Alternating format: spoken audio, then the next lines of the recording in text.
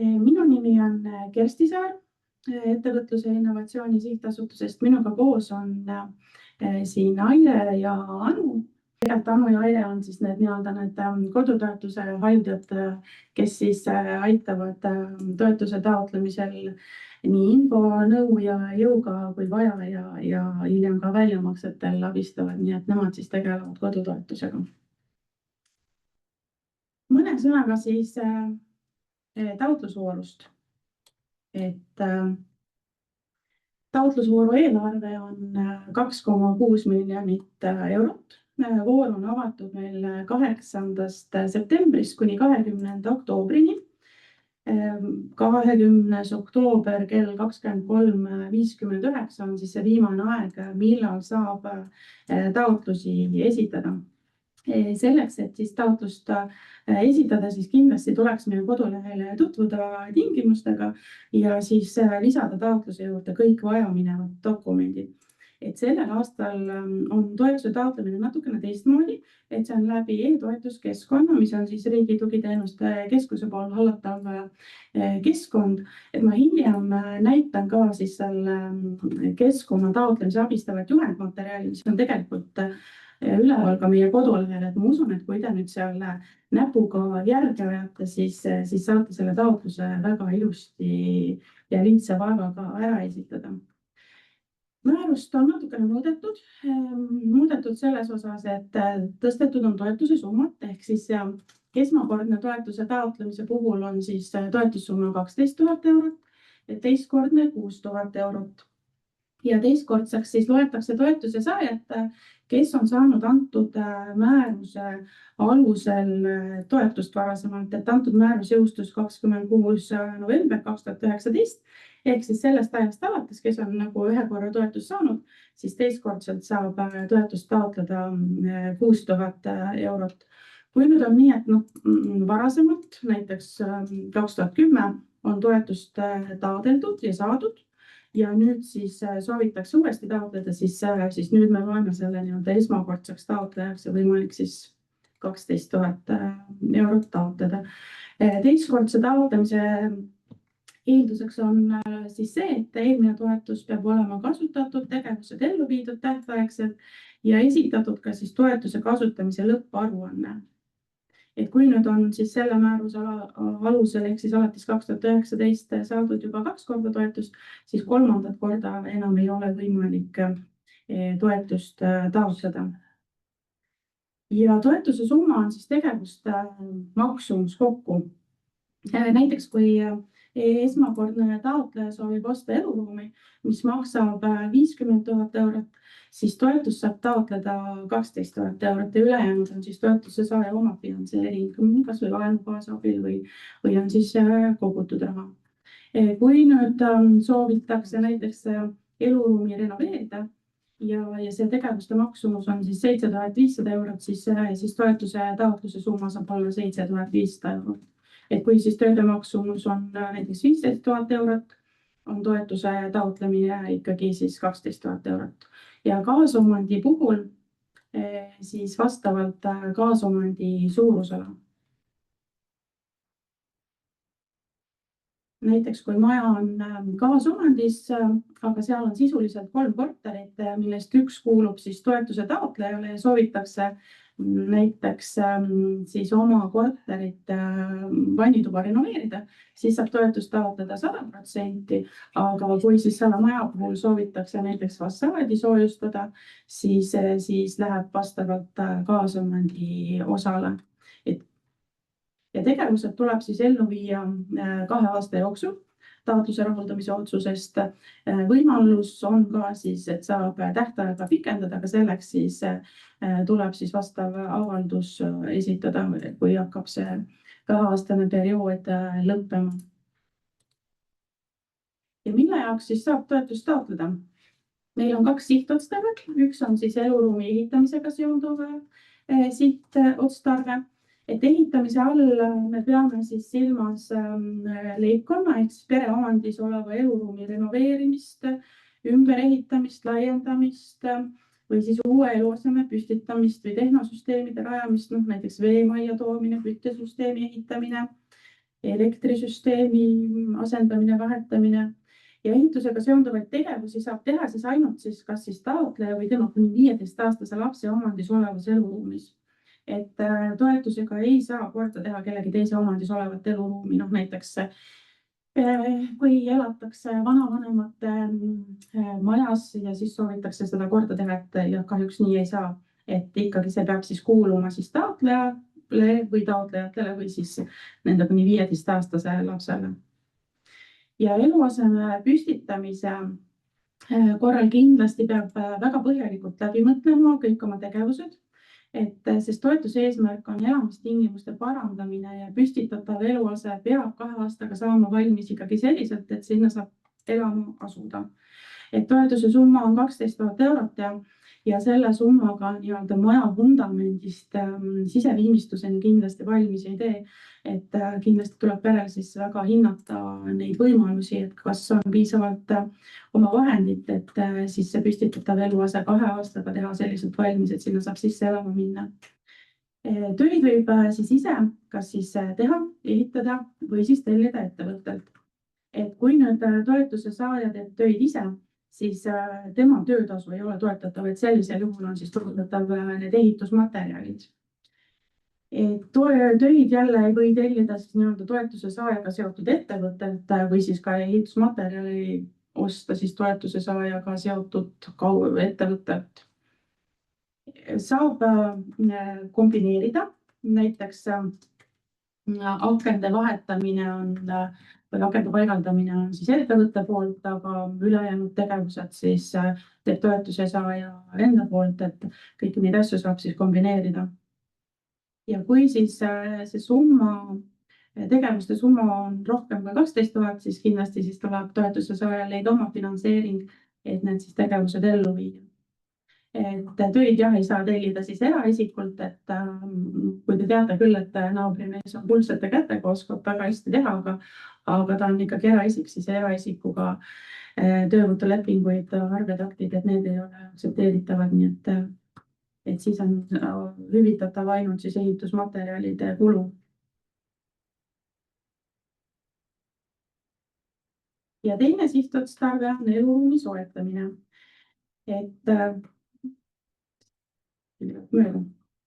Eluruumi saab siis soetada siis, kui perel endal puudub eluase või siis isiklikus omandis olev eluruum ei vasta siis tänapäevastele elamistingimustele, on ta liiga väike, või on siis seal elamistingimused kasinad, et siis saab toetust taotleda ka siis uue eluruumi ostmiseks.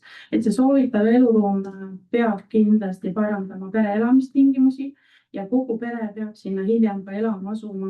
Et näiteks ei saa toetust taotleda pere vanema lapse uue korteri ostuks, et ta saaks oma elu peale minna. Et terve pere peab hiljem siis minema sinna eluruumi ka elama ja tegema rahvastikuregistris registreeringud.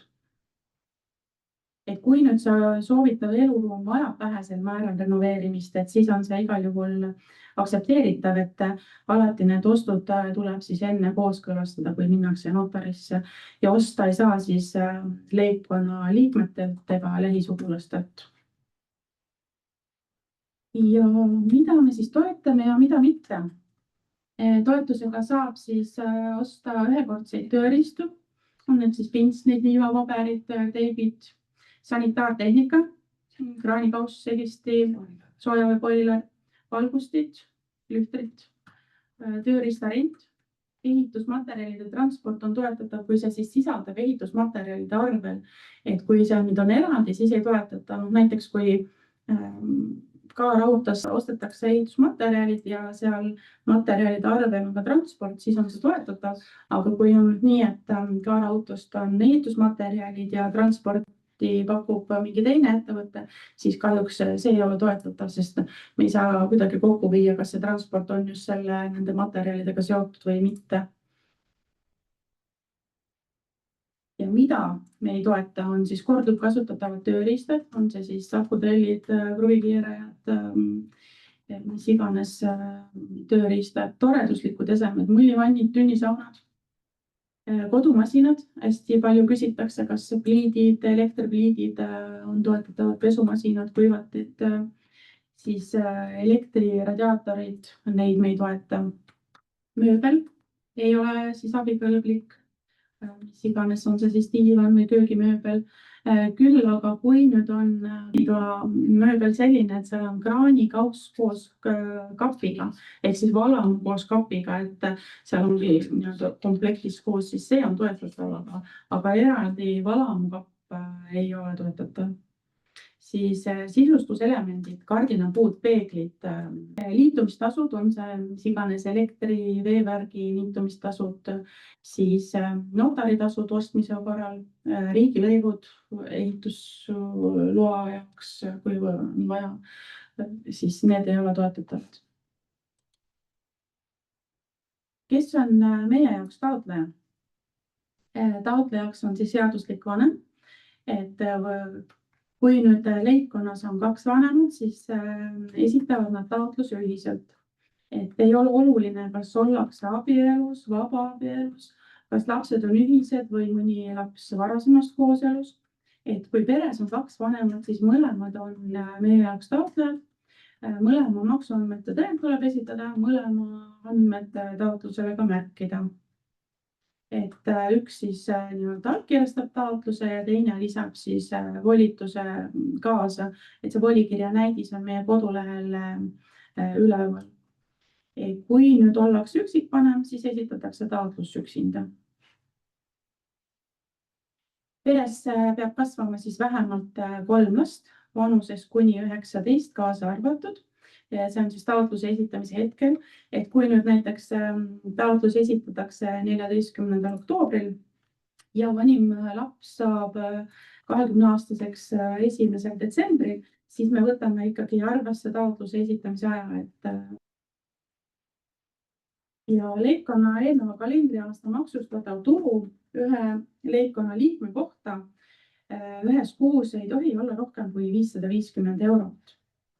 Et isegi kui see ületab mõned sendid, siis taotlus saab esitada, aga selle taotluse me siis lükkame kohe tagasi, sest see summa on ületatud.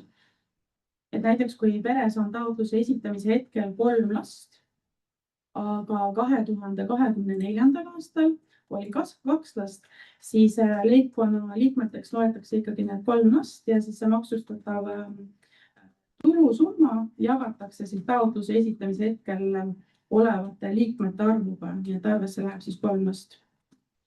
Maksustatava tulu hulka läheb vanemahüvitis ehk siis see emapalk, samuti siis teise samba väljamaksed, et igakuine lastetoetus ei ole maksustatav tulu, et see, milline teie maksustatav tulu on, seda te näete ise siis maksuandmete tõendil. Meil on kodulehel korduma kippuvate küsimuste lehel ära toodud, kuidas võtta seda maksuandmete tõendit ja kuidas arvutada keskmist summat, et iseenesest see maksuandmete tõendi võtmine ei ole üldse keeruline.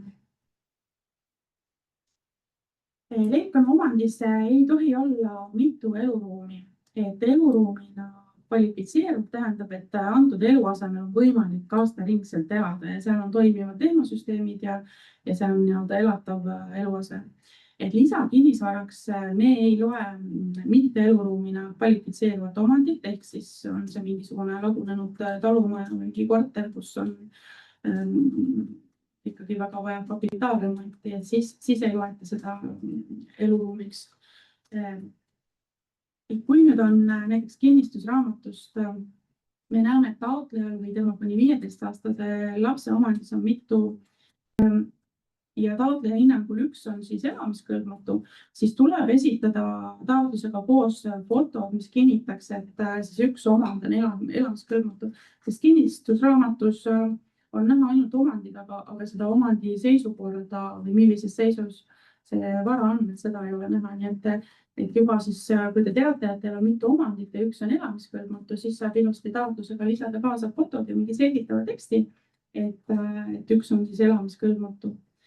Samuti ei loeta lisakinnisvaraks omandit, mis on saadud siis pärandvarana ja mis on siis teiste pärandisaajatega ühisomandis. ja lisakinnisvaraks ei loeta ka omandit, kus on siis seatud tähtajatu isiklik kasutusõigus kellegi teise kasuks. Näiteks taotleja ema kasuks. Aga see isiklik kasutusõigus peab olema siis seatud vähemalt 6 kuud enne taotluse esitamist. Eluruumi omanikust taotlejal ei tohi olla siis kehtivat täitemenetlust, pankrotti ega siis ka kinnisvara ei tohi olla koormatud keelumärkega. Kui nüüd pereomandis ei ole eluruumi ja soovitakse siis toetust taotleda eluruumi ostmiseks, siis saab toetust taotleda eluaseme ostmiseks, kui vanemate või vanemal on võlgnevus, aga siis saab osta kuni 15-aastase lapse omandisse. Iga kord enne väljamakset me siis ka kontrollime, et toetuse saaja võlgnevusi, et kas need on siis tekkinud või mitte, nii kinnistusraamatus, täitemenetlusregistris. Ja vähemalt ühe vanema elamisloa kehtivus peab olema vähemalt 5 aastat. Kui nüüd on nii, et ühel vanemal on alaline elamisluba, ehk siis Eesti kodakondsus, aga teisel on tähtajaline elamisluba, siis saab toetust taotleda. Kõik taotlusele märgitud leibkonna liikmed peavad olema registreeritud ühele aadressile. Kui toetust soovitakse pereomandis oleva eluaseme ehitamisega seonduvateks tegevusteks, siis peab pere olema registreeritud siis toetuse aluseks olevale eluasemele. Ei ole eraldi nõudeid, et kui pikalt peab see registreering enne olema ja menetlemise hetkel. Ja kui nüüd toetust taotletakse siis elamiskõlbmatu eluaseme rekonstrueerimiseks või siis uue eluaseme ostmiseks, siis peab pere olema registreeritud ühele aadressile. Elukoha registreering peab olema kindlasti aadressi täpsusega, et ei või olla valla või linna täpsusega. Kui nüüd on perel endal eluase puudub ja elatakse ülipinnal ning omanik ei ole nõus siis registreeringut tegema, siis piisab, kui omanik kinnitab kirjalikult, et pere elab antud aadressil. Kui nüüd eluase on kaasomandis, siis saab vastavalt kaasomandi osale ja kui on nüüd seotud notariaalne kasutuskord, siis kindlasti ka see siis taotlusele lisada kaasa. Kinnistusraamatus on küll märge, et on kasutuskord seotud, aga mida see täpsemalt sisaldab, et see info meil puudub. Nii et selle jaoks oleks hea, kui lisatakse kaasa siis kõik sellised dokumendid. Kuidas käib taotlemine? Taotlus siis sellel aastal tuleb esitada e-toetuskeskkonna kaudu. Kui nüüd tegemist on üksikvanemaga, siis taotlus tuleb täita ühe taotleja andmetega. Aga kui peres on ikkagi mõlemad vanemad, olenemata sellest, kas ollakse abielus, vabaabielus, kas lapsed on ühised või eelmises kooselus, siis peab taotlusele märkima mõlemad taotlejad ehk mõlemad vanemad. Üks on selline põhitaotleja, kelle andmed siis lähevad siin ülesse. Teine on kaastaotleja. Kaastaotleja puhul lisatakse kaasa siis volitus digitaalselt allkirjastatud. Mõlemad vanemad märkida ka kontaktisikuteks, et siis sellisel juhul saavad mõlemad vanemad esitada maksetaotlusi, vaadata e-toetuskeskkonnas seda taotlust ja kindlasti üle vaadata oma kontaktandmed. Sest e-toetuskeskkonda laekunud e-kiri või taotluse muudatuste osast tuleb siis taotleja kontaktandmetele teavitus, et e-toetuskeskkonda on laekunud kiri või seal on taotlusega midagi muudetud, et siis tuleb sinna e-toetuskeskkonda sisse logida. Ja volikiri on üks taotluse lisadokumentidest, et kui nüüd peres on 2 vanemat, siis üks on selline põhitaotleja, teine on siis kaastaotleja ja lisada siis kaasa see volikiri, et volikirja näidis on üleval meie kodulehel. Ja kohustus on siis kõikidel esitada taotleja või taotlejate eelneva kalendriaasta maksuandmete tõend. Tegemist ei ole tuludeklaratsiooniga. Nii nagu ma viitasin, siis meie kodulehel tegelikult on ilusti ära toodud, kuidas seda maksuandmete tõendit leida. See tuleb siis võtta kalendriaasta kohta ehk siis algusperiood jaanuar kuni detsember 2024. Ja vastavalt siis sihtotstarbele, kui on ehitamisega seonduv sihtotstarve, siis tuleb võtta üks hinnapakkumine. Et kui töid teeb ettevõte, näiteks aknad paigaldab Plasto, siis tuleb võtta üks hinnapakkumine näiteks Plastost koos paigaldusega. Või siis, kui töid soovib toetuse saaja ise teha, siis nendele materjalidele tuleb võtta siis üks hinnapakkumine. Et varasemalt oli meil siis 2 võrdlevat vaja, aga nüüd siis on see ilusti muutunud, et siis fotod eluruumis esinevate puuduste kohta ja taotlusel tuleb siis nii-öelda seda ka selgitada, et mis töid te teete, sest hinnapakkumusel võib ju olla näiteks keraamilised plaadid, aga kuhu need keraamilised plaadid lähevad? Lähevad nad köögipõrandale, lähevad nad vannilaseina, lähevad nad hoopis esikusse, et sellepärast siis taotlusel tuleb see ilusti lahti kirjutada, millisteks töödeks ja mida täpsemalt soovitakse teha. Kui nüüd toetust taotletakse eluaseme püstitamiseks või siis laiendamiseks, näiteks juurdeehitus või teise korruse väljaehitamine või elamiskõlbmatu eluruumi rekonstrueerimiseks, siis on vaja esitada lisaks arvelduskonto väljavõte või siis laenuotsus või krediidiasutuse pakkumine, mis kinnitab, et taotlejal on ülejäänud omafinantseering olemas, et kui me siin räägime eluaseme püstitamisest ja toetuse summa 12 000 eurot, siis tegelikult selle 12 000 euro eest eluruumi või eluaset ikkagi ei püstita, et selle jaoks on oluliselt rohkem raha vaja ja see, et need tegevused kõik siis ära näidata, mida tehakse, siis kas on piisav rahaline võimekus olemas, siis on vaja esitada siis konto väljavõte või siis laenuotsus. Kui nüüd on sihtotstarbe eluaseme ostmine, siis tuleb taotlusel märkida, mida te soovite osta, valida välja nii-öelda selline näidiskorter või maja, mida te soovite, mis annaks ka nii-öelda meile aimu, et kas te siis soovite osta ühetoalist või kahetoalist, on see maja, et annaks aimu, mida soovitakse osta, selline näidiskorter, lisada liik KV-st, selgitav tekst juurde.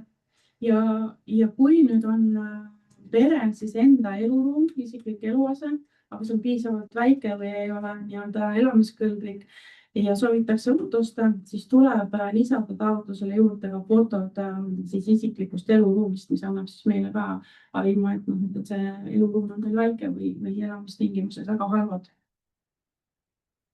Mõne sõnaga menetlusest. Menetluse aeg määruse järgi on kuni 120 tööpäeva taotlusvooru sulgemisest.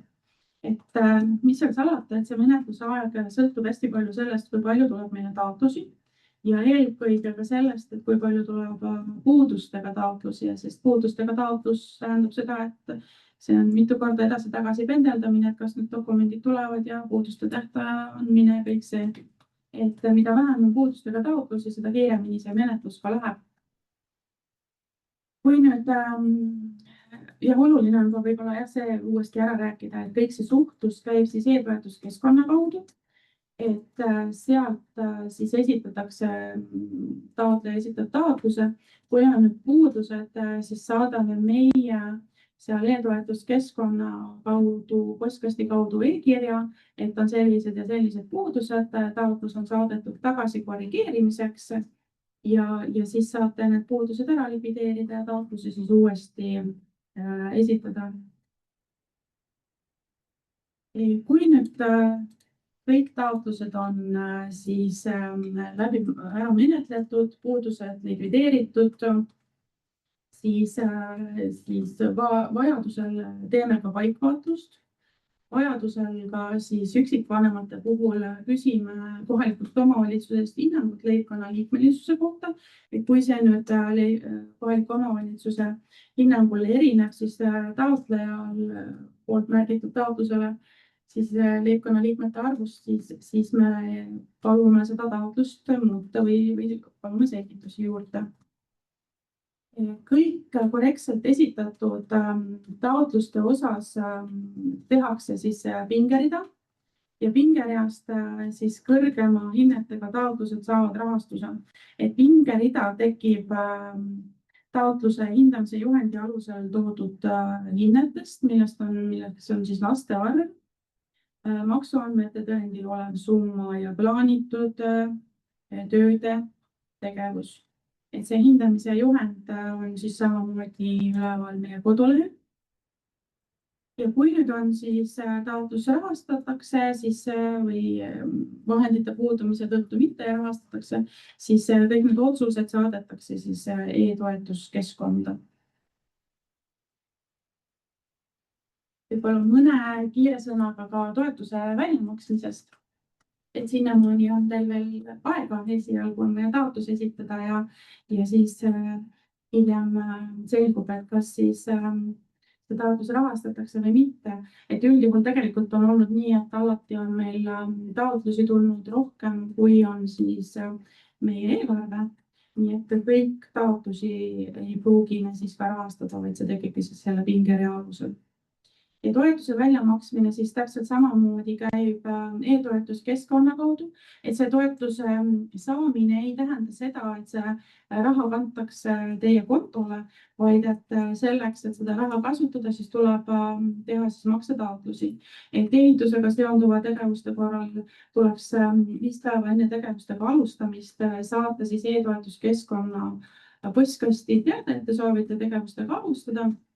Me vaatame üle, et kas ei ole kinnistusraamatus keelumärget või täitemenetlusregistris võlgnevusi ja kui nüüd on sellised tööd, mis nõuavad ehitusteatist või ehitusluba, et me juhime ka sellele tähelepanu.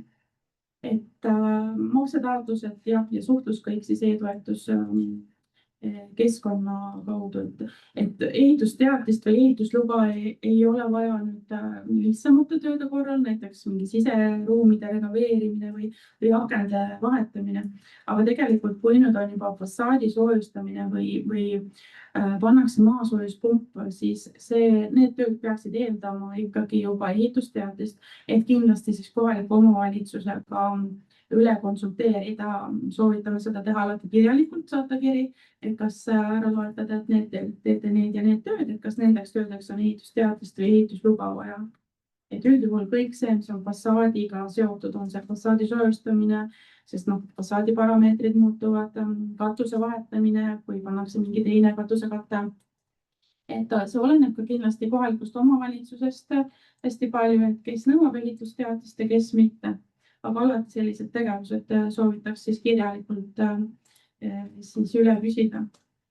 Et kui nüüd ehitusega seonduva korral töid teeb toetuse saaja ise, siis kõige lihtsam on see, et toetuse saaja võtab kauplusest ettemaksu arve, tellimuse kinnituse või arve saatelehe ja edastab selle siis maksetaotlusega meile ja meie tasume siis ära. Ja toetuse saaja läheb siis kaupluses, saab kauba kätte. Teine võimalus on see, et kui on nüüd ise ollakse tasunud, siis esitatakse siis on see arve, tšekk, sinna juurde ka maksekorraldus ja siis tasutakse toetus siis summa toetuse saaja kontole. Et sularahaga tehtud tehingud ei sobi, et kindlasti, kui nüüd ostetakse ise ehitusmaterjali, siis jälgida, et oleks tehtud siis pangakaardiga, et ei ole vahet, kumb toetuse saaja, kumb vanematest seda teeb.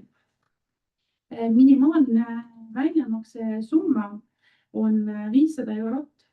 See nüüd on kõikide arvete summa kokku, et see võib olla nii, et näiteks ühest kauplusest Kaarautos näiteks 100 € eest, Bauhofist 25 € eest ja ehituskauplused siin on.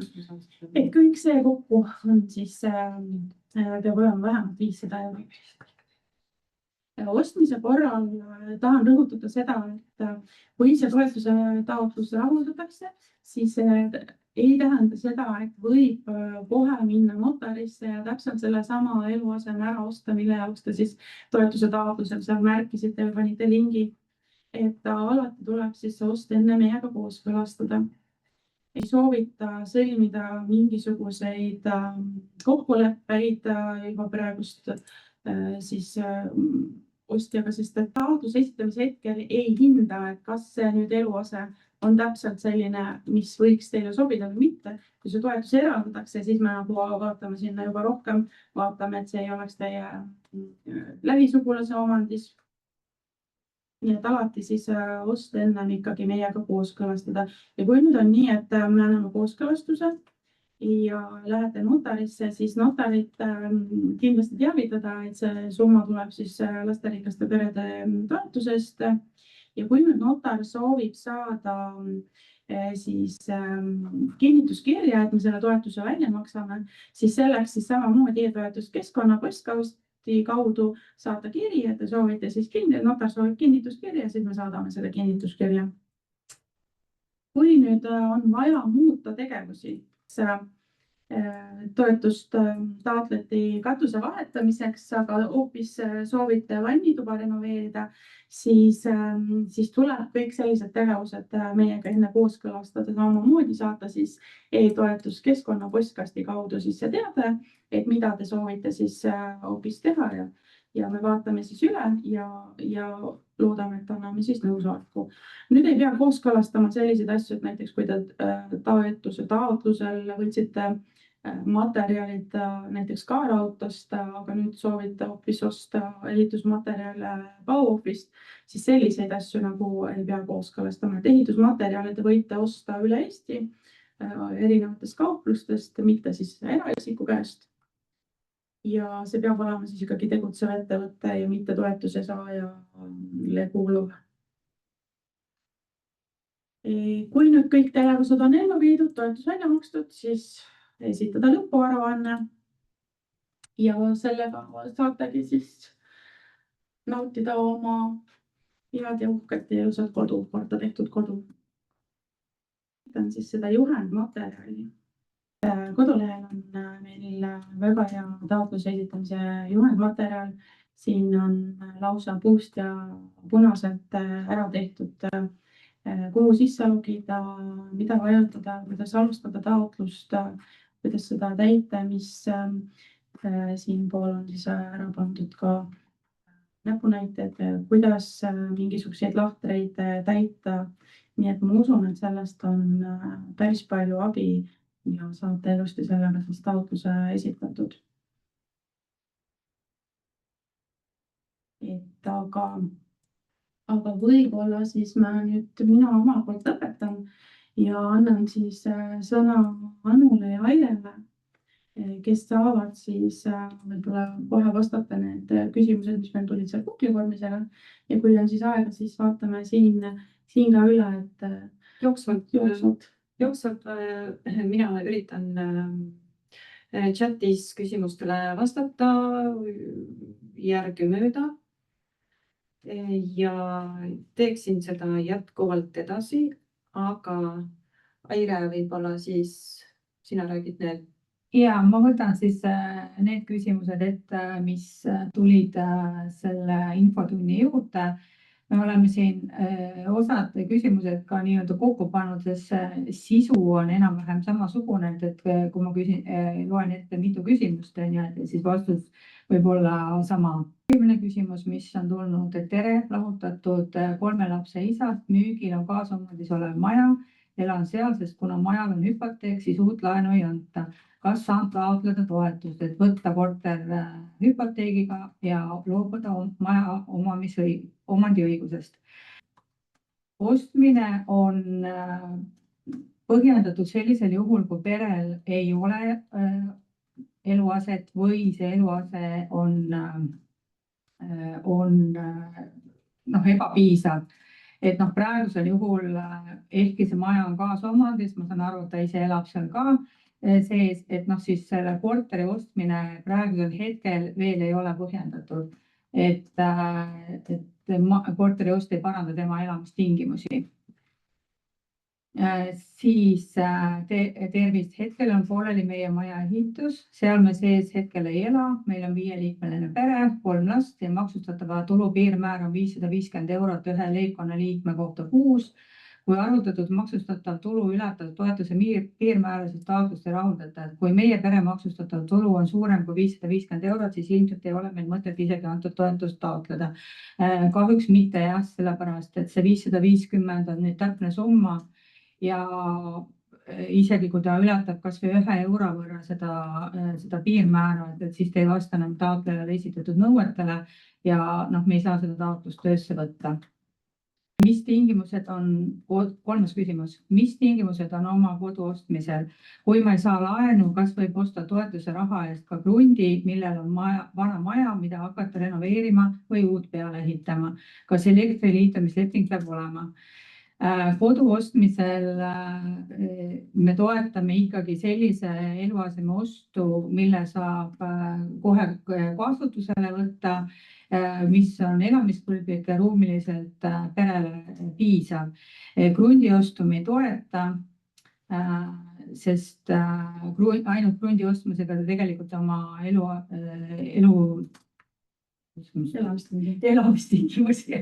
elamistingimusi ei paranda, et siin peab ikkagi olema niisugune konkreetne objekt, ja elamiskõlblik, et see on nagu oluline. Nüüd, kui mina olen taotleja, kas siis minu abikaasa läheb kirja kui kaastaotleja? Kui tal on pankrotimenetlus peal, siis kas see tähendab, et ma ei saa taotleda? See on esimene küsimus. Kui ainult üks vanem on rahatooja, kas siis saab osaleda? Et kui isik on maksehäire taustaga, saab osaleda või ei? Kui peres on 2 vanemat, siis tuleb taotlus esitada koos. Ise valite, kes on taotleja, kes on kaastaotleja. Võlgade puhul me vaatame seda, milline on selle omaniku taust. Ehk näiteks naisel ei ole võlgnevusi, see on tema omandi ja see eluase on tema omandis, siis hoolimata sellest, et mehel näiteks on võlgnevused, siis ta saab ikkagi taotleda, sest omanikul võlgnevusi ei ole.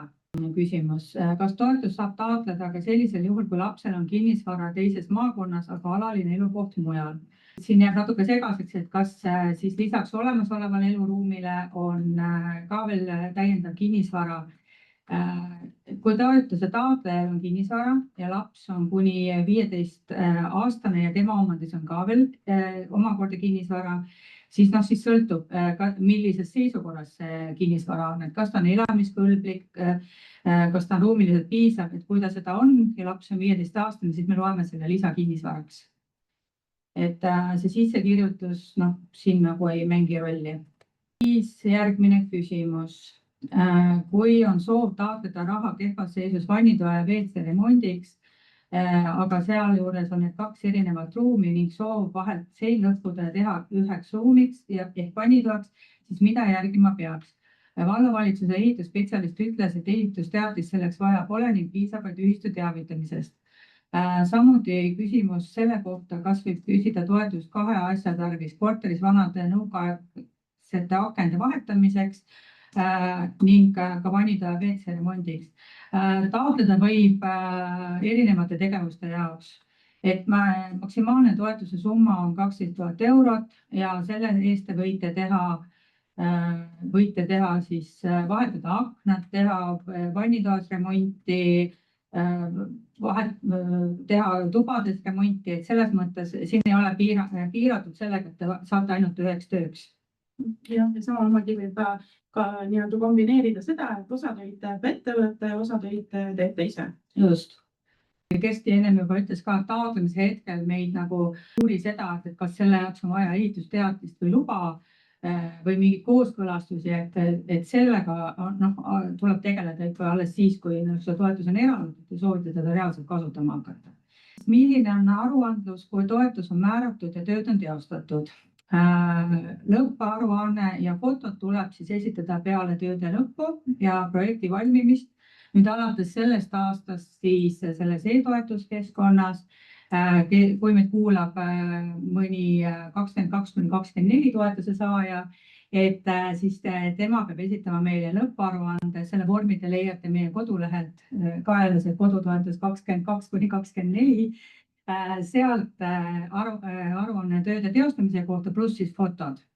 Ja siis võib-olla on mõistlik ka välja tuua see tingimus, et sedasama eluaset siis, mida on kas siis ostetud või renoveeritud, et seda tuleb siis kasutada veel 2 aastat peale aruande esitamist. Et kui tahetakse varem maha müüa, noh siis ja ostetakse uus, siis ei ole probleemi, aga kui ei osteta, noh siis tuleb toetust osaliselt võib-olla tagastada. Igal juhul, kui soovitakse maha müüa, siis kindlasti kõik sellised asjad meiega kooskõlastada.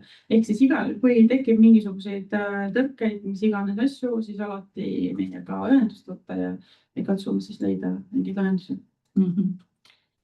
Küsimus, et meil on sissekirjutus, aga valdus, kus me elame, pole minu ega abikaasa nimel, vaid abikaasa isa nimel. Valduses on mitu maja, ühes elavad abikaasa vanemad, teises meie, aadress sama. Kas see saab taotlemise takistuseks? Teine küsimus. Kui ei ole koduomanik, aga elan juba mitmeid aastaid oma perega minu isa poolt soetatud majas ja soovin toetust saada, siis kuidas peaksin toimetama? Minu isa on minu koduomanik, et kas saan üldse toetust taotleda? Kolmas küsimus, et kas saame 12 000 korteri, 12 000 eurose korteri renoveerimiseks rahastamist, kui korteri ostis mu abikaasa ettevõte, et oleme sinna registreeritud ja elame seal. Ja 4. küsimus samamoodi, et eluaseme renoveerimiseks on vaja, et eluase oleks taotleja nimel. Soovin taotleda toetust vanemate maja renoveerimiseks, aga maja on isa nimel.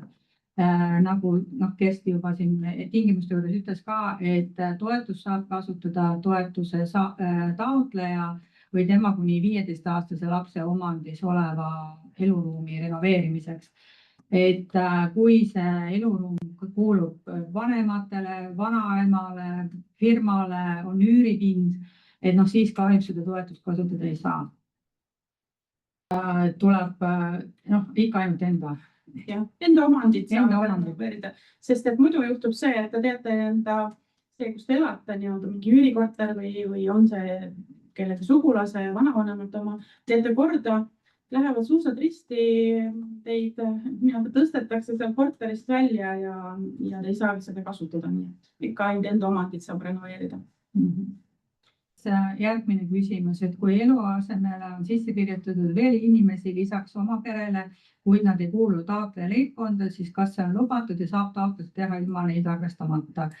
See on lubatud ja tulebki esitada ilma neid inimesi arvestamata, et leibkonna moodustavad ikkagi siis mõlemad vanemad ja nende lapsed.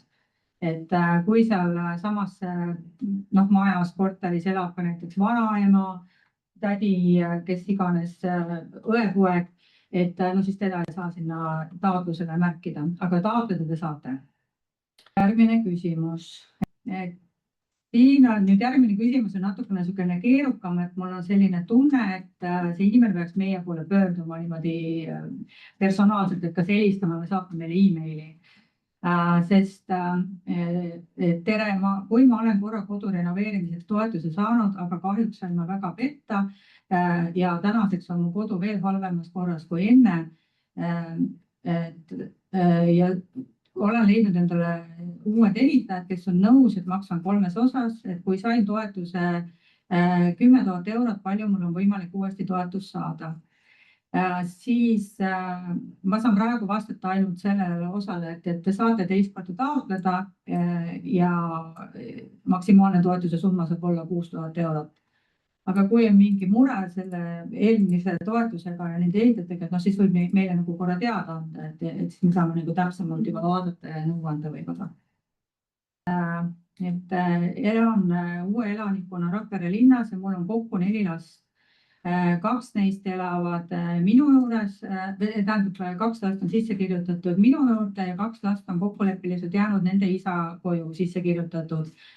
Hoiame neid isaga 50-50.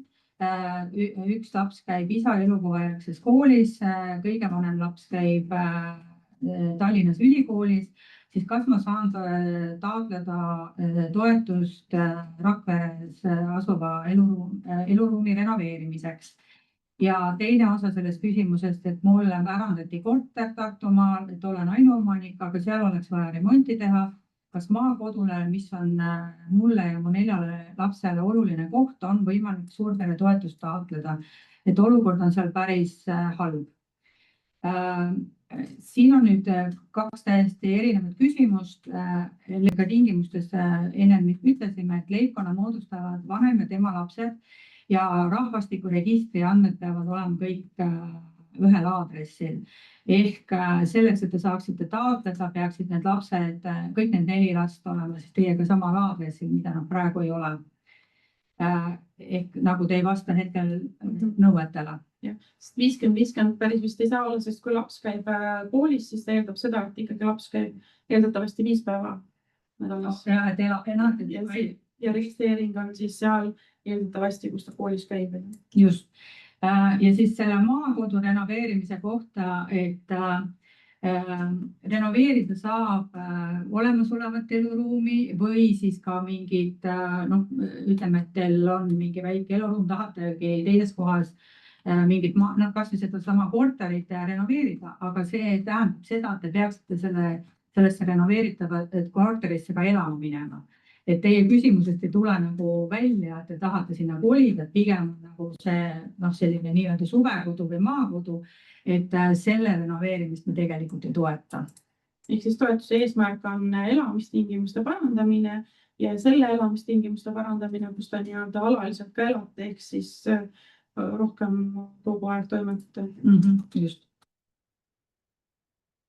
Siis järgmine küsimus on, kas pere sissetulekute hulka loetakse ka töövõimetuse toetus või lastetoetused?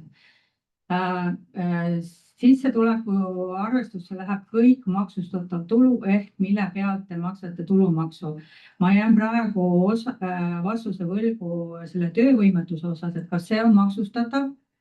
Lastetoetused või peretoetused minu teada ei ole maksustatud. Jah, igakuine lastetoetus ei ole. Ja ega see peretoetus ka ei ole tegelikult. Ühesõnaga, eks te ise teate, seda tegelikult tuludeklaratsiooni pealt on näha, mille pealt teil need maksu arvutatakse ja sinna hulka läheb ka see pensioni teise samba väljamakse. Et ma vaatasin siin silmanurgast, et üks küsimus tuli, et kuna selle pealt läheb maksed, siis ta paraku läheb arvesse. Just kõige lihtsam on, minge vaadake meie kodulehelt, kuidas vaadata seda maksuandmete tõendit, minge Maksu- ja Tolliameti kodulehele ja seal te juba näete ise ära, et mis on see summa. Saate siis, kui on peres 2 vanemat, need summad kokku liita, jagada 12 ja jagada leibkonna liikme arvuga, siis näete juba ära, et mis see summa on. Esimene küsimus, et kui suur on omaosalus, kas renoveerimisel on samuti omaosalus ja kas koduostu puhul peab olema ka oma kapital ja kui ei peab, siis kui suur? Ütleks jah ja ei on ju. Et eks see kõik sõltub sellest, mida te soovite teha ja kui palju see, ostmise puhul, kui palju see eluase maksab, mida te soovite osta. Et maksimaalne toetus saab olla 12 000 eurot, kui see eluase maksab seal rohkem, näiteks ma ei tea, 40 000 eurot on ju, siis 38 000 peab endal olema või siis pangalaen. Samamoodi on ehitusega, et kui ehitus, seal on ka maksimaalne toetussumma saab olla 12 000 eurot ja kui see ehitus on kallim, et siis see ülejäänud osa tuleb teil endal tasuda. Et seda ei ole, et näiteks mingi 10% peate ise tasuma.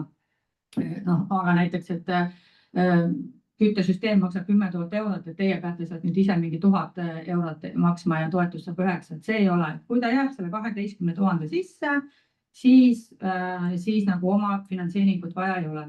Küll aga on see erisus, millest Kersti ka enne rääkis, et kui te soovite toetust kasutada eluase, maja püstitamiseks, laiendamiseks või elamiskõlbmatu eluruumi renoveerimiseks, siis me tahame kogu selle projekti maksumust.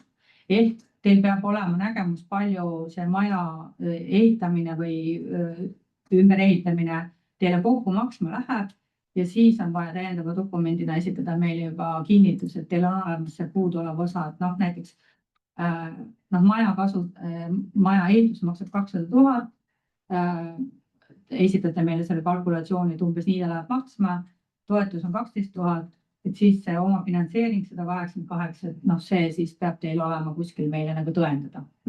Jah, sest selle eesmärk on siis see, et ei tekiks selliseid nii-öelda tühju vundamendi platse, mis siis raha läheb sinna, toetusraha sinna vundamendi alla ja asi seisab ja ei saa edasi minna, et see on selle eesmärk, et näha, et ka toetuse taotleja saajal on siis selge siht silme ees ja tahe. Noh, võib-olla vahel mulle tundub, et me natukene kiusame, onju, et aga noh, samas ega te ei oleks ise ka väga õnnelikud, kui noh, jääkski see vundament ja 4 seina, onju. Kas toetust saavad taotleda ka üksikemad, kellel on vähemalt 3 alaealist last? Loomulikult saavad. Et siin ei ole. Jah, toetuse taotlemiseks ei pea isa olema abielus, ei pea olema abikaasat või kedagi kõrvas.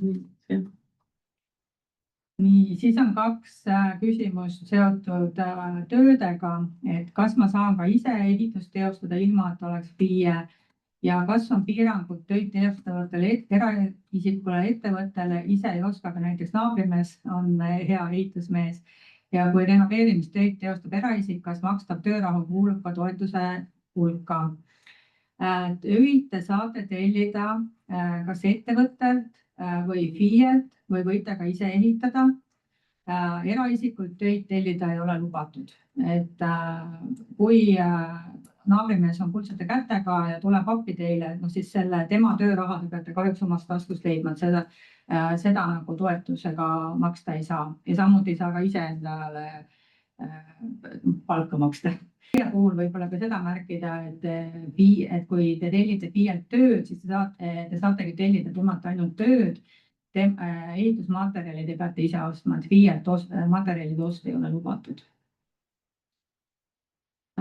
Siis järgmine küsimus. Kui eelnevalt sai 7 ja enama lapseline perega teist korda taotleda maksimumsumma 10 000 eurot, siis kas nüüd on hoolimata laste arvust teist korda taotledes summa 6 000 eurot ja ainult esmakordselt 12 000 eurot? Jah, paraku see nii on, et sellel aastal sai neid summasid muudetud ja see erisus rohkemate lastega saab ka teistkordselt suurema summa, et see kaotati ära. Järgmine küsimus, et olen üritanud mitu aastat taotlust teha, aga alati eitava vastuse saanud, sest mingi imeväike summa on üle. Aga olgem ausad, lähtute palkadest, kus pole inimestel laenusid, muud arved on maha läinud ja ei näe palju tegelikult kätte jääb ja tegelikkuses jäävadki inimesed lihtsalt toetusest ilma, kellel oleks ikkagi samuti vaja. Ütleme, taotlejate võrdse kohtlemise põhimõtted nagu silmas pidades me oleme võtnud aluseks brutotulu ja me ei arvesta sinna mitte ühtegi kohustust, mis nendel on, sest noh, kui viia nii-öelda natuke vinti peale keerata, et siis tegelikult need, kellel näiteks ei ole laenukohustusi, oleksid siis ju tegelikult natukene kehvemas seisukorras, et kui me hakkaksime sealt midagi maha arvestama, et tegemist ei ole siin laenu taotlemisega ega laenuvõime hindamisega ja noh, sissetulek on see, mida me arvestame. 2 küsimust selle omafinantseeringu tõendamisega. Et sain aru, et elamiskõlbmatu eluruumi rekonstrueerimisel on vaja ka omafinantseeringut, kui ehitus läheb maksma rohkem kui 12 000 eurot. Kas omafinantseeringuna arvestatakse ka pensionisamba väljavõtmist, mis laekub jaanuarikuus? Ja teine küsimus, et peres on 3 last, 18-aastane ja 2-aastased kaksikud, krunt on olemas, kuhu ehitada maja, vaadatud on moodulmaja pakkumisi, ehitust taotleme 12 000 ja ülejäänud raha peaks katma korteri müük. Siit küsimus, ei julge enne korterit maha müüa, et saada maja ehituseks puuduolev summa. Äkki ikkagi ei saa heakskiitu ja raha jaoks pole kumbagi eluaset. Siis nüüd ikkagi see, et me pensionisambas väljamaksed, kuni ta ei ole teie konto peale laekunud, siis me seda ei arvesta. Et ta on ikkagi omafinantseeringu tõendamine ja samamoodi ka korter. Et me ikkagi võtame arvesse reaalselt see raha, mis teil on arvelduskontol või on olemas näiteks laenuotsus sellele summale, et te saate selle projekti lõpuni viia. Et jah, teil võib olla kinnisvara ja et see nagu et see nagu ei aita, see tegelikult ei tõenda. Ja noh, et kui et see toetus on ikkagi nagu 12 000, et tõenäoliselt see maja ehitus on ikkagi nagu kordades kallim. Et võib-olla siis, kui on kindel soov maja ehitada, et ikkagi alustada seda oma tegevust, oma vahenditega ja siis tulla mingil hetkel küsima, kui on näiteks juba maja on nagu kinnine karp ja võib-olla tahetakse juba selle, kas mingit küttesüsteemi juba panna sinna kinnisesse majja või siseviimistlustöid või midagi sellist. Et jah, et sellised sõnaga mitte likviidsed varad, et neid me ei arvesta. Kas oskate öelda, kui kiiresti tehakse otsus, kas pere saab abi või mitte? No see sõltub taotluste arvust, mis meile laekub, siis sõltub sellest, kui palju on seal puudusi, sest nende kõrvaldamiseks anname lisatähtaja. Ja selline praktika on näidanud, et me oleme jõudnud nende otsustele ikkagi kuskil 3-4 kuu jooksul peale seda, kui me oleme taotluse kinni pannud. Et meil on, Kersti ütles ka, et 120 tööpäeva, see on nagu peaaegu pool aastat on ju. Et teeme ikkagi nagu võimalikult kiiresti, aga ei oska tõesti ennustada, kui palju neid taotlusi tuleb. Ja sellest ka natuke sõltub. Aga saame kinnitada seda, et prioriteet on meil ikkagi otsused väga kiiresti ära teha. Mitte mingil juhul ei ole kunagi venitanud nende otsuste tegemisega. Peres kasvab 3 last, 2 last on elukaaslasega, endal kinnisvara pole, laste isal on. Kas pean olema abielus, et olemasolevat kinnisvara parandada või piisab niisama kooselust? Piisab niisama koos elamisest, ei pea abielluma. Kedagi abielluma mees. Aga võite. ei ole vastu. Kahjuks ei saa aru, kust ja millist taotlust tuleb siis esitada sellel taotluste lehel. Väga segane on. Mu juurdeehituse renoveerimise eelprojekt on tehtud, linnavalitsusele saadetud ka vastav taotlus juba mõned aastad tagasi. Rahastus pole siiani leidnud, aga tahaks siiski kuidagi edasi liikuda. Et kodutoetuse taotlemine toimub meil e-toetuskeskkonnas, et Kersti näitas ka seda juhendit, kus seda leida. Ja ma arvan, et kui selle juhendi järgi hakata seal niimoodi järjest minema, et siis peaks saama selle taotluse esitatud. Ja kui tekib mingeid küsimusi, et siis saab alati, kas siis kirjutate sinna samasse postkasti, kui jääte kuskile jänni, või siis helistate minule või Anule, et kas uue maja ehitamiseks on võimalik saada toetust, kui vana ei sobi elamiseks, millised on selle tingimused ehitusperiood. No siin on siis toetust saab kasutada 2 aastat. Ja siis nagu siin eelnevalt paar korda on juba öeldud, et siis kui on täiesti uue maja ehitamine, siis on vaja esitada ka see omafinantseeringu osa. Ja siis kui teie omandis juba on kinnisvara, et vana maja, et siis tegelikult te peaksite nagu seal taotlemisel ka siis selle vana maja puuduse välja tooma, et mis see täpselt siis, miks ta nagu ei sobi, et mis ta siis seal on puuduseks, et see tuleks nagu siis välja tuua. Ühes lepingu tingimustes on kirjas, et ei tohi olla kehtivaid täitemenetlusi, aga kui see on maksmisel, mitte kogusummas, kas siis ei ole mõtet üldse avaldust teha? Kui on koostatud maksegraafik, siis me paraku seda arvestada ei saa. Meie vaatame täitemenetlusregistrit. Kui seal on see kehtiv täitemenetlus, mis sest, et te maksate graafikuga või on pankrotimenetlus ja te olete selle eluruumi omanik, et siis te paraku ei vasta nõuetele ja taotleda ei saa. Enda kohta algatatud täitemenetlust näeb siis eesti.ee lehelt. Ametlikest teadaannetest näeb pankroti ja siis kui vara on keelumärkega koormatud, siis kinnistusraamatust te näete kõiki enda andmeid ise. Järgmine küsimus, et kui abikaasa töötab Soomes, siis kuidas tema töötasu arvestatakse, et kas peab küsima Soomest mingi vastava tõendi? Tuleb esitada mõlema vanema Eesti maksuandmete tõendid, et isegi kui see sissetulek siin Eestis on olnud 0, et siis see kajastub selle maksuandmete tõendi peal, et Soome just me varem küsisime jah, neid välismaa tuludeklaratsioone, aga seda me enam ei tee, et siis ainult Eesti maksustatav tulu läheb arvesse. Nii renoveerides või vahetades ahju kui küttesüsteemi kaasneb ka toa siseviimistlus. Kas peaksin võtma eraldi pakkumise ahjule ja eraldi pakkumise toa siseviimistlusele? Kas siseviimistluse pakkumine peab olema ainult ahju vahetamisega seotud viimistlustöödega või võib terve toa jaoks taotleda? Küsimus ka elektrisüsteemi remondi osas. Kas uute kaablite vedamine läheb elektrisüsteemi uuendamise alla? Kui vedada need profi sisse, tekib vajadus siseviimistlusele, kas peaksime siis ka eraldi pakkumised elektritöödele ja siseviimistlusele võtma? No siin on päris mitu tööd välja toodud, et kõik need tööd on abikõlblikud.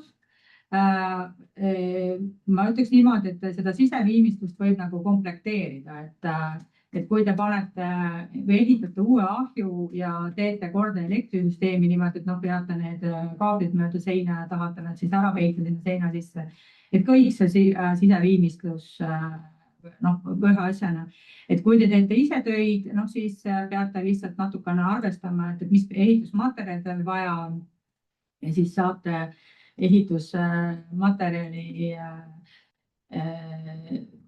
hinnapakkumise meile esitada. Ja siis elektrisüsteemi samamoodi hinnapakkumine ja ahjule, et igale tööle nagu eraldi, aga me ei liigita neid, et see siseviimistlus on seotud selle ahju remondi või ümberehitusega ja see nüüd on elektrika, et ikka kõik kokku, pange kõik kokku. Kui ruum, kus ei ole küttekeha, kas toetuse alla läheb ka teisaldatava küttekeha ost selle ruumi otstarbeks, nagu näiteks infrapuna soojuskiirgus? Ei lähe. Ühesõnaga, kui see on selline, mille sa paned stepsliga seina ja või õliradiaator või soojapuhur et need ei ole abikõlblikud kulud, et me ikkagi toetame sellist küttesüsteemi, mis on statsionaarne, mis on nagu ikkagi, mida ei ole nagu väga lihtne eemaldada, ütleme nii. Soojuskiirgus on see, mis käib stepsliga seina, siis see paraku ei ole abikõlblik. Küsimus. Korter on alaealise lapse nimel ja soovin infotunnis selle kohta rohkem teada saada, kuidas õigesti esitada taotlus. Taotlejaks olete teie lapsevanemana, et ega te esitategi täiesti tavalise, esitategi nii, nagu teie, nagu see oleks teie omandis see korter.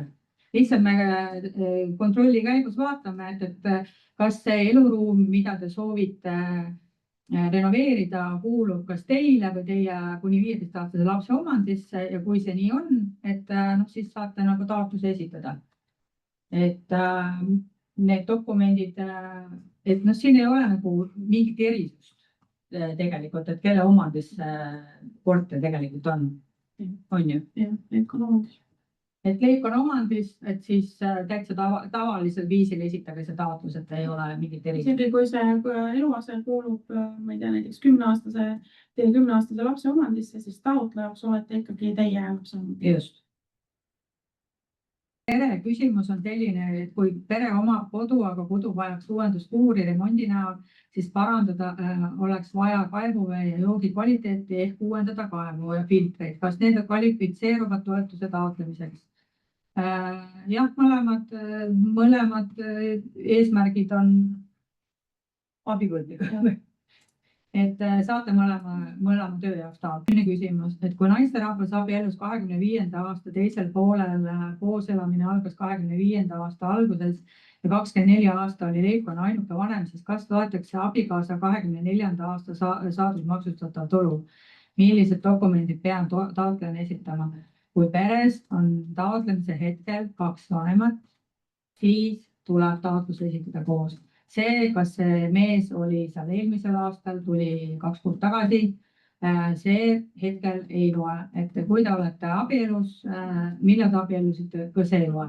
Ja, samamoodi on ka lastega, et kui taotluse esitamise hetkel on 3 last, ehk siis näiteks viimane laps on sündinud mõned päevad tagasi, esitlete taotluse, teil on 3 last, siis ikkagi sissetuleku või maksuandmete tõend on siis 1. jaanuarist kuni detsembrini 2024 ja jagada siis oma praegusel hetkel taotluse esitamise hetkel olevate laste ja enda leibkonnaliikmete arvuga, ehk siis kui peres on ema ja isa ja 3 last, siis 5-ga.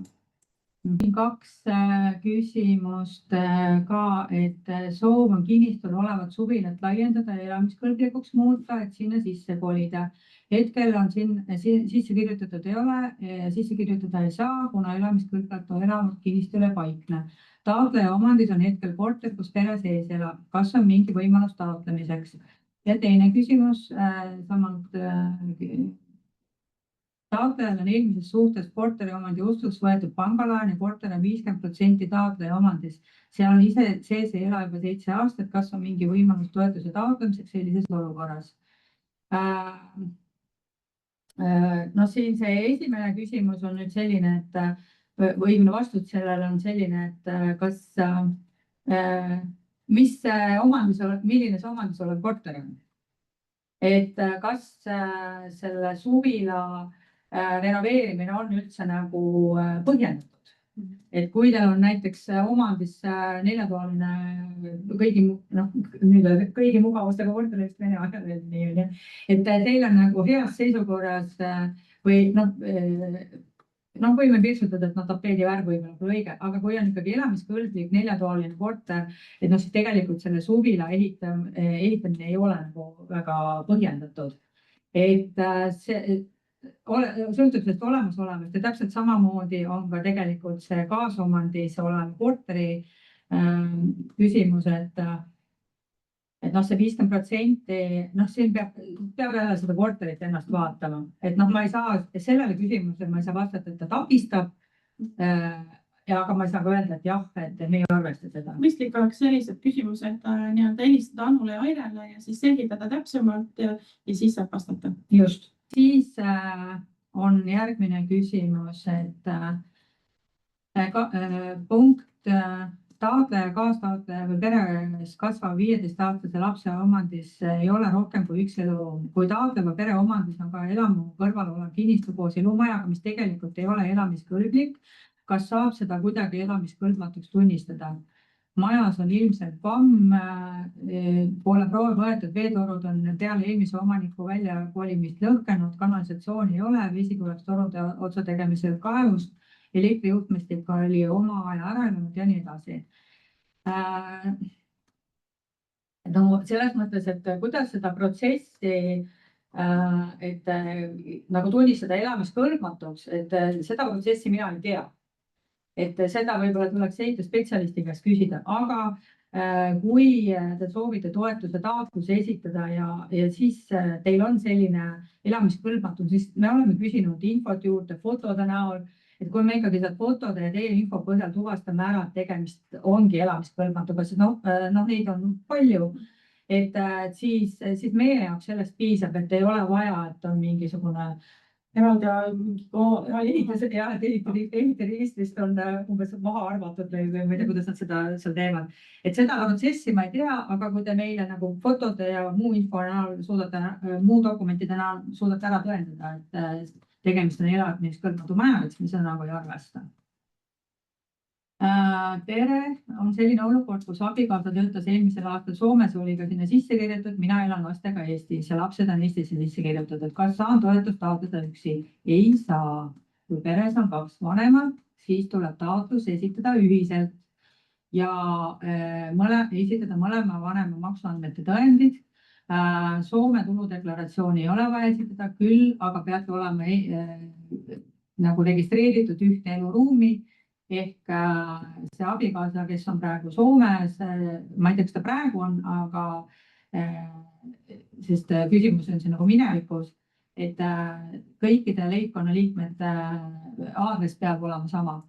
Et info, siin on üks venekeelne küsimus ka, et seda seminari me vene keeles ei tee, aga info te leiate meie uuelt lehelt teis.ee. Et panete otsingusse kodutoetus ja siis peaks tulema teile ja saate valida sealt siis vene keele ja siis sealt lugeda. Jah, aga toetuse taotluse täitmine ja taotlus kõik on eesti keeles. Ja kõik on eesti keeles, siin ei saa. Millised on kehvad elamistingimused? Maitse küsimus. et noh, ikkagi selles mõttes, et kui te ise teate, et teil on mingi puudus, et ma ei tea, kas ahi ei tööta hästi või katus sajab sisse või aknad lasevad tuult läbi, vannituba 30 aastat pole remonti näinud, et kõik need asjad, et noh, meie ei ole siin pannud mingit piiri, et noh, millest alates me nagu ei et ei saa, et ikka tasub toetustaotlus esitada, et kui teil ikkagi, kui te ise teate, et teil on vaja remonti teha oma eluruumis, siis ikkagi esitage taotlus.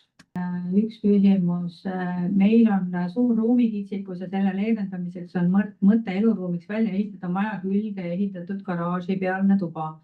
Algselt projektis kirjas kui pesukuivatusruum. Kas kõik kommunikatsioonid peaks projekti sisse kirjutama? Ülejäänud maja on täielikult renoveerimata 70-ndatest, et ainult aknad ja uksed on vahetatud. Mida peaks jälgima teadma selle remondiplaani juures?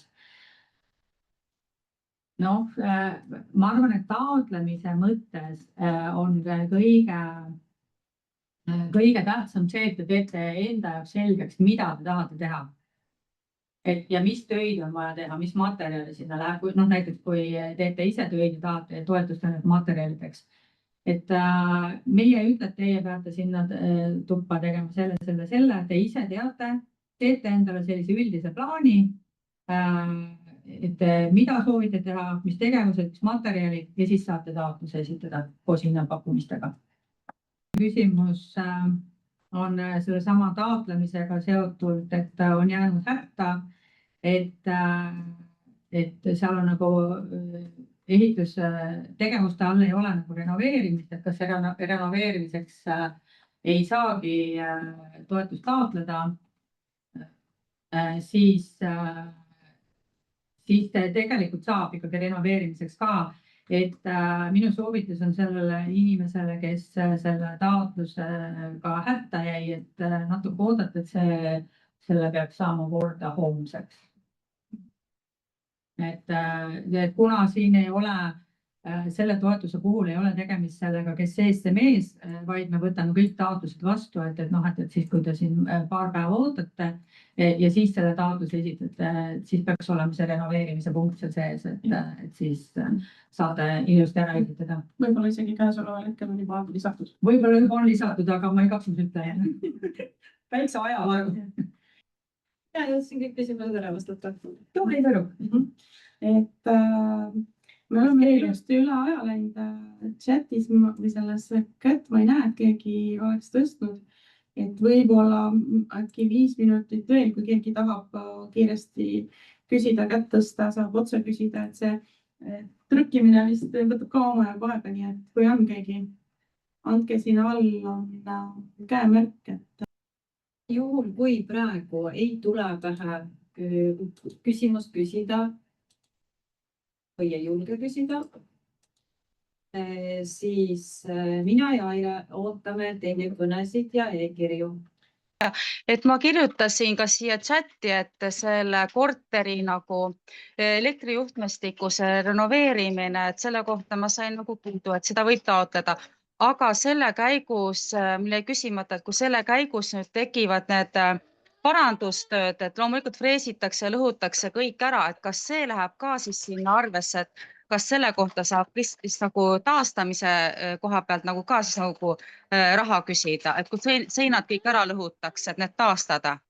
Ja ikka. see viimistlus on toetatud just.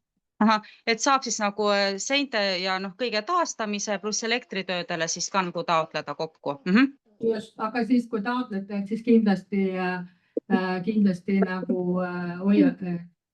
Mul on nüüd vist arvuti juba tahab ära minna.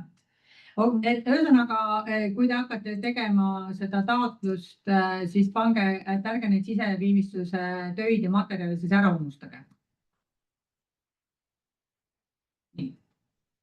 Me vist oleme ka siin juba kõik ära rääkinud. Nii et kui on täiendavad küsimusi, siis saate siis Annu ja Airega ühendust võtta siis või kirjutada toetused@teis.ee või siis kodulehelt võtta Annu ja Aire telefoninumbrid ja ennistada, küsida üle. Nii et ma usun, et see infotund oli abiks ja saate siis taotlused ilusti ära esitada.